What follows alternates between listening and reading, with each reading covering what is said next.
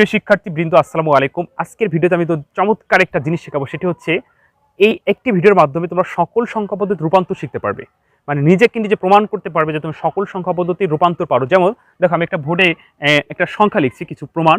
যেমন 25 দশমিকে আছে, এই 25টাকে যখন আমরা বাইনারিতে নিব, সেই বাইনারি মানকে আমরা অক্টালে নিব, সেই অক্টালে মানটাকে আমরা হেক্সাডেসিমেল নিব। ওই হেক্সাডেসিমেলের ওই মানটাকে যদি দশমিকে নেই তাহলে 100% 25 হবে। যদি 25 না হয় তাহলে তোমার ধরে নিতে হবে তোমার এই সংখ্যা পদ্ধতি ভিতরে কোথাও না কোথাও তোমার ভুল হয়েছে, কারণ 100% মিলে যাবে। আমি তোমাদের এই প্রমাণটা দেখাবো। এই প্রমাণটা দেখানোর পরে এইভাবে তোমরা ভিন্ন ভিন্ন সংখ্যা বসে নিজেরা বাসায় প্র্যাকটিস করবে। যদি তোমরা প্রমাণ করতে পারো তাহলে তুমি নিজেকে নিজে প্রমাণ করতে পারলে যে তুমি সকল সংখ্যা পদ্ধতি রূপান্তর পারো। তো আশা করি সম্পূর্ণ ভিডিওটি দেখলে তোমাদের জন্য খুবই উপকারে আসবে। তো প্রিয় শিক্ষার্থীবৃন্দ, আরেকটি কথা, সেটি হচ্ছে তোমরা এখনো যারা আমার এই চ্যানেলটি সাবস্ক্রাইব করো নাই, অবশ্যই চ্যানেলটি সাবস্ক্রাইব করে রাখবে। কারণ হচ্ছে আমার এই চ্যানেলে শুধু আইসিটি ক্লাস আপলোড করা হয়, অন্য কোনো ক্লাসের অন্য কোনো এই ক্লাসেরই অর্থাৎ এইচএসসির অন্য কোনো সাবজেক্টের ভিডিও আপলোড করা হয় না, শুধু আইসিটি।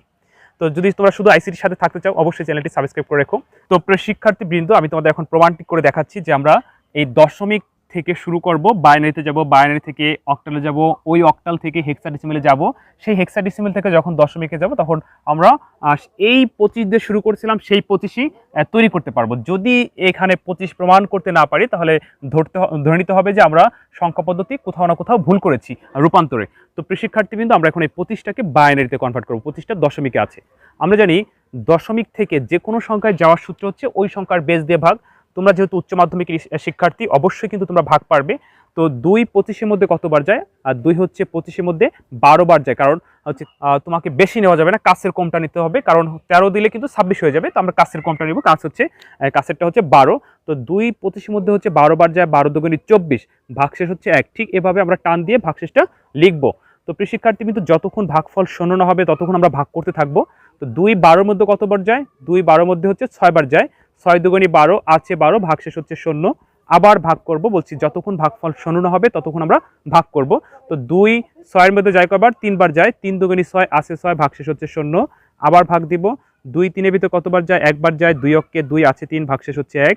আবার আমরা ভাগ করব, 2 1-এর মধ্যে যায় না, অর্থাৎ বড় সংখ্যা কখনোই ছোট সংখ্যার মধ্যে যায় না। এরকম পরিস্থিতি যখন আসবে তখন ভাগফল হবে 0, আর এখানে যা থাকবে তাই ভাগশেষ। আমরা বাইনারিটি পেয়ে গেলাম। তাহলে বাইনারি পাচ্ছি হলো 1 1 0 0 1। এখন এই বাইনারিটাকে অক্টাল সংখ্যায় আমরা রূপান্তর করবো। অর্থাৎ বলছিলাম যে এই একটি ভিডিও দেখলে তোমরা সকল সংখ্যা পদ্ধতি রূপান্তর শিখতে পারবে।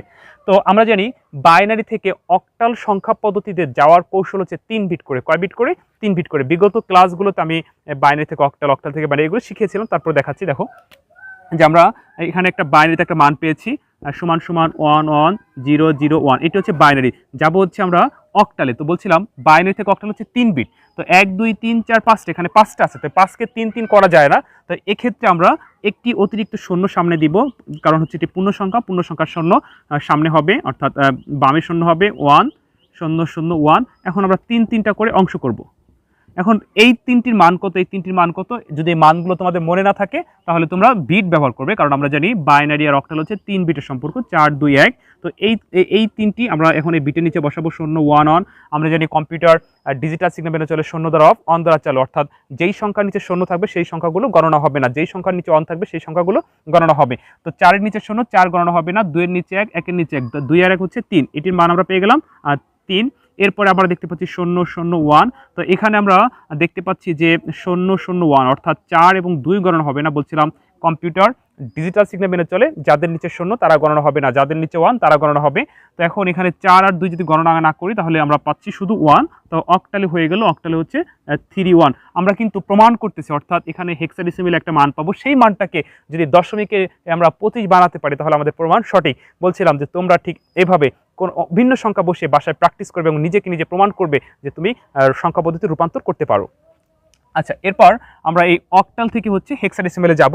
আমরা জানি যে অক্টাল থেকে হেক্সাডেসিমেল সরাসরি যাওয়া যায় না, এখানে আমরা বাইনারি ব্যবহার করব, অর্থাৎ অক্টাল থেকে যাব বাইনারিতে, বাইনারি থেকে যাব হেক্সাডেসিমেলে। তো অক্টাল থেকে বাইনারিতে ওই একইভাবে আমরা 3 বিট ধরে যাব, কারণ আমরা জানি অক্টাল আর বাইনারি সম্পর্ক হচ্ছে 3 বিট, 4 2 1।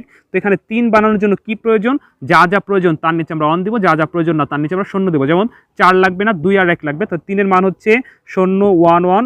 1 বানাতে কি কি লাগবে, 0 অর্থাৎ 4 লাগবে না, 2 লাগবে না, যা প্রয়োজন না তার নিচে 0, যা প্রয়োজন তার নিচে 1। আমরা পেয়ে গেলাম 0 0 1। আমরা কিন্তু বাইনারি করলাম। এখন এই বাইনারিটাকে আমরা হেক্সাডেসিমেলে যাব। আমরা জানি বাইনারি থেকে হেক্সাডেসিমেল হচ্ছে 4 বিটের। তো প্রিয় শিক্ষার্থী কিন্তু দেখো আমরা বাইনারি পেয়ে গেলাম 0 1 1 0 0 1। তো এখানে আমরা দেখতে পাচ্ছি 6টি আছে, তো আমাদের প্রয়োজন হচ্ছে 8টি, কারণ বাইনারি থেকে হেক্সাডেসিমেল হচ্ছে 4 বিট করে। তো আমরা অতিরিক্ত 0 দুটি বামে দিব, 1 1 0 0 1। এখন আমরা 4টি করে অংশ করব। আর হচ্ছে 4টি অংশের মান কত, আমরা যদি মান ভুলে যাই তাহলে বিট বসাবো, 8 4 2 1।